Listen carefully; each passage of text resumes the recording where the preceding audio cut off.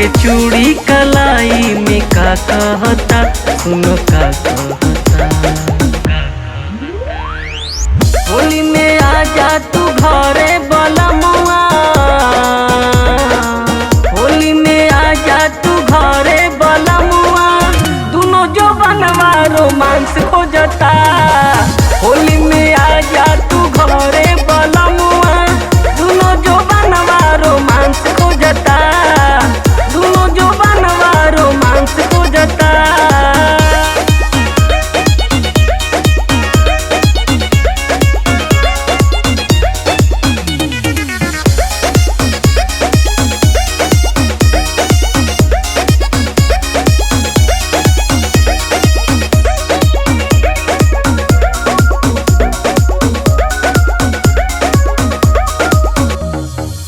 करेला धूप कब करेला बदरी, रोआ करे गाना गोन हो।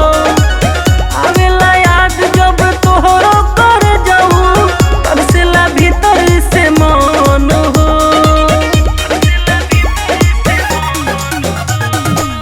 करेला धूप कब करेला बदरी, रोआ करे गाना गोन हो। आवेला याद जब तोहरो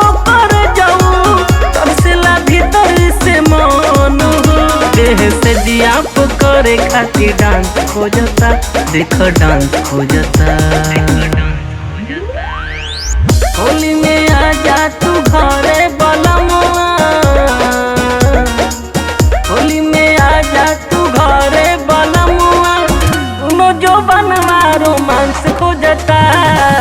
होली में आजा तू घरे बलमुआ, दोनों जो बनवा रोमांस खोजता, दोनों जो बनवा रोमांस खोजता।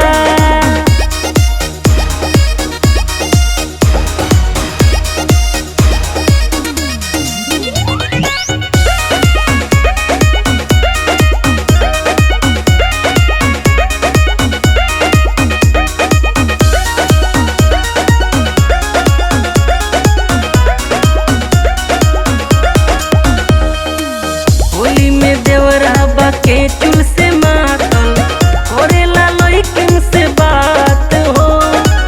कहला करे तोहर रवि भैया, देख तो मोहित के डांट हो।